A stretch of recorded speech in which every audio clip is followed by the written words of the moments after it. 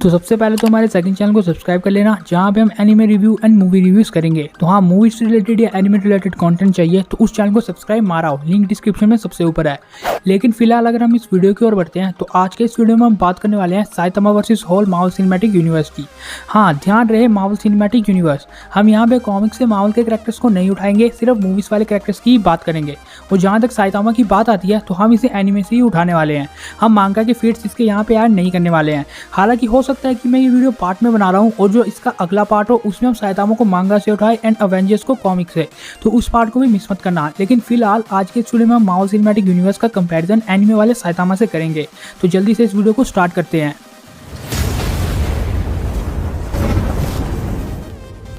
तो सबसे पहले तो कंपैरिजन आपको समझना पड़ेगा। मतलब सबसे पहले हम साइतामा वर्सेस अवेंजर्स की बात करेंगे, फिर साइतामा वर्सेस सुपर विलेंस की, and then Saitama versus cosmic या ओवरपावर्ड कैरेक्टर्स की। तो अगर हम साइतामा वर्सेस अवेंजर्स की बात करते हैं तो इसके ऊपर मैं एक डिटेल वीडियो ऑलरेडी बना चुका हूँ, जिसका लिंक आपको ऊपर आई बटन में दिख रहा होगा। एंड इस वीडियो में भी मैं छोटा मोटा इन्फॉर्मेशन आपको देना चाहूँगा। तो अगर हम लेवल 1 के सुपर हीरोज की बात करते हैं लाइक ये वाले, तो ये कभी भी साइतामा को बीट नहीं कर पाएंगे। मिड रेंज अवेंजर्स भी साइतामा के आगे कुछ नहीं है, एंड इवन पावरफुल अवेंजर्स भी साइतामा के आगे कुछ नहीं है। अगर हम मोस्ट पावरफुल अवेंजर्स की बात करते हैं तो यहाँ पे हमारे पास 4 नाम आते हैं: Thor, doctor strange, Scarlet Witch and captain Marvel. तो अब इनमें से सबसे पहले अगर हम साइतामा वर्सेस थॉर की बात करें तो साइतामा के बैटल जीतने के बहुत से चांसेस है। मतलब सबसे पहली बात, जिन लोगों को ऐसा लगता है कि मांगा वाला साइतामा के आगे कुछ भी नहीं है एनिमे वाला, तो वो लोग गलत है। क्योंकि भले ही वो उतना ओवरपावर ना हो, लेकिन तब भी उसने बोरोस को डिफीट किया है। बोरोस एक ऐसा बीइंग था जो कि यूनिवर्स में इतना पावरफुल हो चुका था कि उसे ओपोनेंट ही नहीं मिल रहा था। इसीलिए साइतामा इकलौता ऐसा ओपोनेंट था जिसे उसने एक ही पंच में तबाह कर दिया था। इवन बोरोस के पास तो एबिलिटी थी कि उसकी बॉडी बार बार रीजनरेट होती रहेगी तब तक उसके क्रिस्टल को डिस्ट्रॉय नहीं किया जा सके। मेन बात यही आती है कि थॉर का एक भी अटैक साइतामा को टच भी नहीं करने वाला, क्योंकि साइतामा के पास स्पीड एंड रिफ्लेक्सेस है। उसके रिफ्लेक्सेस इतने तेज है कि थॉर का कोई भी अटैक वो आराम से डॉज कर लेगा एंड थॉर के एकदम पास पहुंच जाएगा सिर्फ सेकंड्स में। क्योंकि जेनस के खिलाफ भी उसने कुछ ऐसा ही किया था। एंड थॉर के एकदम पास पहुंच के अगर वो उसे पंच टिकाता है तो वो थॉर को नॉकआउट कर सकता है। मेन बात तो स्पीड एंड रिफ्लेक्सेस की है कि थॉर उसे पकड़ भी नहीं पाएगा, लेकिन साइतामा उसे आराम से पकड़ सकता है। नेक्स्ट अगर हम साइतामा वर्सेस वांडा की बात करते हैं तो यहाँ पे भी साइतामा के जीतने के ज़्यादा चांसेस है। जो लोग ये सोचते हैं कि वांडा बहुत पावरफुल है, वो कॉस्मोस को रूल करने के लिए बनी है, लेकिन वो इतनी पावरफुल नहीं कि साइतामा को बीट कर सके। पहली बात कि अगर उसे साइतामा का एक भी पंच लगता है तो वहीं पे ढेर हो जाएगी। हालांकि उसने अमेरिका सैवेज के पंच से सर्वाइव किया है, बट ये पंच साइतामा का है, वो साइतामा जिसने बोरोस तक को नहीं छोड़ा था।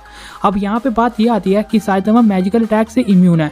मतलब मैजिकली अटैक्स का उसके ऊपर कोई ऐसा नहीं होता है, जो फुरुगी ने बात खुद कंफर्म की है। इसीलिए वांडा की वो सारे मैजिकल अटैक्स को आराम से काउंटर कर सकता है। एंड वांडा अगर उसके ऊपर बाकी अटैक करने की कोशिश करती है तो स्पीड एंड रिफ्लेक्सेस उसके साथ है, वो वांडा के पास बहुत जल्दी पहुंच जाएगा एंड उसे पंच टिका के ढेर कर देगा। तो इसीलिए मुझे नहीं लगता कि वांडा साइतामा को बीट कर सकती है। तो इसलिए साइतामा कैरल को भी आराम से बीट कर देगा एंड डॉक्टर स्ट्रेंज को भी। इसलिए मोस्ट पावरफुल राउंड के जितने भी अवेंजर्स हैं वो साइतामा को बीट नहीं कर पाएंगे।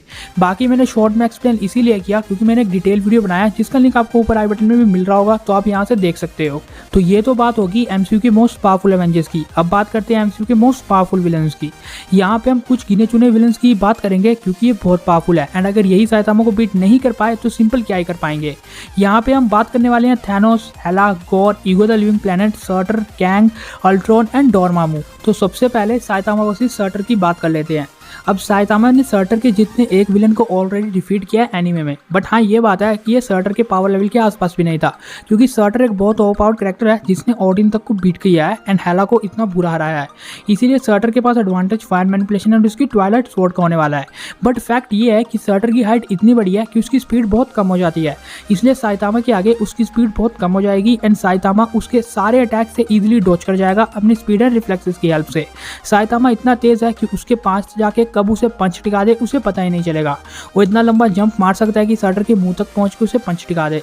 इसलिए मुझे नहीं लगता कि सर्टर उसके लिए कोई बड़ी गेम होने वाली है। और मोस्ट ऑफ द टाइम इसका कंपैरिजन ईगो के साथ भी किया जाता है कि सर्टर एंड ईगो में ज्यादा पावरफुल कौन है। इसीलिए अगर हम साइतामा वर्सेस ईगो की बात करते हैं तो यहाँ से भी आप इसके कंपैरिजन को और अच्छी तरह समझ पाओगे। यहाँ पे मैं बोरोस वाले एग्जाम्पल को ऐड करना चाहूंगा। मतलब बोरोस जो कि यूनिवर्स का एक बहुत पावरफुल विलन है, वो मल्टीपल प्लैनेट्स को बहुत बार डिस्ट्रॉय कर चुका है। And ego the Living planet भी तो एक प्लैनेट ही है। मतलब मतलब हाँ, ईगो जैसे प्लैनेट्स को वो आराम से डिस्ट्रॉय कर चुका है एंड इससे बहुत पावरफुल प्लैनेट्स को भी। इसलिए ईगो को डिस्ट्रॉय करना बोरोस के लिए कोई बड़ी बात नहीं है। तो अगर वो बोरोस जो ईगो को बहुत ईजिली डिस्ट्रॉय कर देगा, उसे बहुत ईजिली डिफीट किया है साइतामा ने। मतलब साइतामा का पावर लेवल कितना होगा ईगो के मुकाबले में, इसीलिए वो ईगो को भी आराम से बीट कर देगा। एंड ईगो को बीट कर रहा है तो सर्टर भी उसके आगे कुछ नहीं है। यानी इस चीज़ से एक और बात साफ हो गई कि इसके पहले जो भी सुपर विलेंस के मैंने नाम लिए लाइक थैनोस, हेला, गोर, ये तीनों भी नहीं बीट कर सकते साइतामा को। जहाँ तक कैंग की बात आती है तो पता नहीं उसका कौन सा वेरिएंट इससे लड़ने आएगा, लेकिन उसमें इतना दम नहीं है कि वो साइतामा को बीट कर सके। ऊपर से अभी तक हमें नहीं पता कि कैंग के कितने वेरिएंट्स हैं, कितने किस लेवल पे है मूवीज़ में, तो हम उसे ऐड नहीं करेंगे। मतलब अगर हम ही हू रिमेन्स की भी बात करते हैं तो हाँ, वो लिख के कुछ भी कर देता हो, लेकिन एक ही पंच लगेगा साइतामा को उसका। और इसके अलावा बाकी बहुत से सुपर विलेंस को साइतामा इजीली बीट करने वाला है। नेक्स्ट कंपैरिजन करते हैं साइतामा वर्सेस डोरमामू का। अब ये कंपैरिजन थोड़ा सा ट्रिकी हो सकता है, क्योंकि अगर डोरमामू अर्थ वगैरह में आता है तो वो साइतामा के आगे कुछ नहीं है, लेकिन डार्क डायमेंशन का क्या। माना जाता है कि डार्क डायमेंशन में डोरमामू के पास लिमिटलेस पावर है, बट मेन बात यह आती है कि मूवीज़ में डोरमामू की उतनी पावर दिखाई नहीं गई है।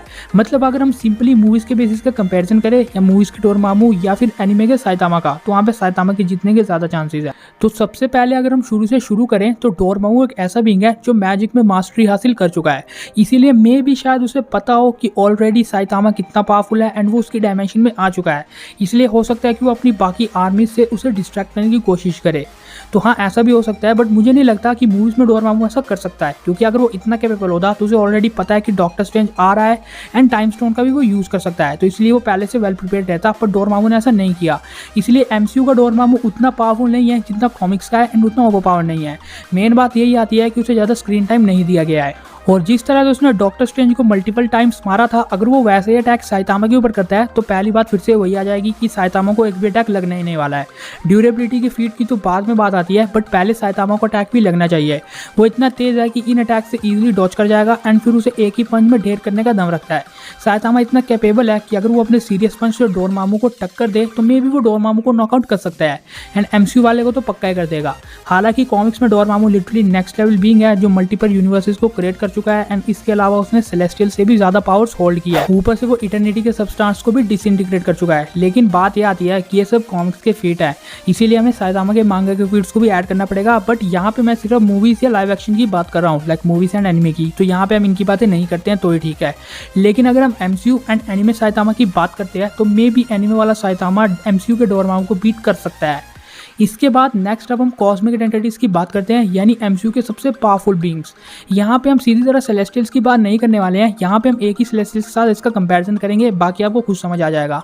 मतलब साइतामा वर्सेस एरिशम द जज। तो अब जो साइतामा के डाई हार्ड फैंस हैं उन्होंने ऑलरेडी सोच लिया होगा कि शायद साइतामा इसे भी बीट कर देगा, बट इस बार ये बैटल इतना आसान नहीं होने वाला है।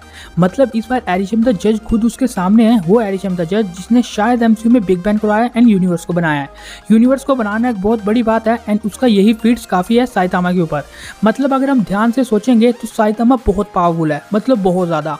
लेकिन बात यह आती है कि उसके फीट्स ही कहाँ दिखे हैं। इवन मांगा में भी उसके इतने ओवरपावर्ड फीट नहीं दिखे हैं कि वो यूनिवर्सेस को डिस्ट्रॉय करता हुआ दिखे। मतलब दूसरी भाषा में ये कहना चाहता हूँ कि इटर्निटी, लिविंग ट्रिब्यूनल, एरिशम द जज, अब ये 3 कैरेक्टर्स ही लास्ट में बचे हैं। ये सब कैरेक्टर्स इतने ओवरपावर्ड है कि इनके फीट्स बहुत ज्यादा हैं एंड इनके फीट्स साइतामा के मुकाबले में बहुत ज्यादा है। मेरा कहने का ये मतलब है कि साइतामा जो कि एक ऐसा कैरेक्टर है जो किसी को एक पंच में ढेर कर दे, उसके फीट्स उस लेवल पे दिखाए नहीं गए हैं। ये बात सबसे इंपॉर्टेंट है। मतलब साइतामा लिटरली बहुत ज्यादा पावरफुल है, बट उसके फीट्स उस लेवल पे शो ही नहीं हुए हैं। मे भी वो मल्टीपल यूनिवर्सेस को या मल्टीवर्स तक को डिस्ट्रॉय करने का दम रखे, बट हमने देखा ही नहीं है उसे। ये बात है। मतलब अगर हम इन कैरेक्टर्स की बात करते हैं, एरिशम, लिविंग ट्रिब्यूनल या इटर्निटी की, तो इनके फीट्स हमने देखे हैं। इसलिए अगर हम फीट्स के बेसिस के ऊपर बात करते हैं तो साइतामा के फीट्स ना दिखने की वजह से ऑब्वियसली ये तीनों कैरेक्टर्स उससे ज़्यादा पावरफुल लगते हैं। लेकिन फैक्ट ये आता है कि साइतामा के फीट्स दिखे नहीं हैं। अगर उसके फीट्स दिखना शुरू हो जाए तो वो मल्टीवर्स के बैरियर्स तक को ब्रेक कर सकता है। लेकिन लास्ट में ओवरऑल मेरा ओपिनियन तो यही है कि अगर हम anime Saitama and Marvel Cinematic Universe की बात करें तो अवेंजर्स को आराम से बीट कर देगा, विलन्स को भी बीट कर देगा। लेकिन जहाँ पे पावरफुल आइडेंटिटीज की बात आएगी लाइक एरिशम द जज, लिविंग ट्रिब्यूनल, इटर्निटी, तो ये तीनों के फीट्स ज़्यादा होने की वजह से या मैं साइतामा के फीट्स ना दिखने की वजह से ये उससे ज़्यादा पावरफुल लग रहे हैं। बाकी अगर साइतामा के फीट्स दिखना शुरू हो जाए तो आपको पता है, इसलिए मेरा पर्सनल ओपिनियन तो यही है। बाकी अगर आपको मांगा साइतामा एंड अवेंजर्स जो कि कॉमिक्स से हम उठाएंगे वैसा वीडियो चाहिए तो हमें कमेंट जरूर कर देना। बाकी इस वीडियो से रिलेटेड आपका क्या ओपिनियन है आप हमें कमेंट में जरूर शेयर करना, एंड अगर मुझसे कोई गलती होगी तो वो बात भी हमें कमेंट में जरूर बता देना। अपना पर्सनल ओपिनियन कमेंट में लिखना मत भूलना। एंड बाकी इस वीडियो को यहीं पे खत्म करते हैं। वीडियो पसंद आया तो वीडियो को लाइक एंड शेयर जरूर कर देना। चैनल को सब्सक्राइब करके बगल वाले बेल आइकन को जरूर ऑन कर देना। हमारे सेकंड चैनल को भी सब्सक्राइब करना मत भूलना, लिंक डिस्क्रिप्शन में सबसे ऊपर है। Thanks for watching.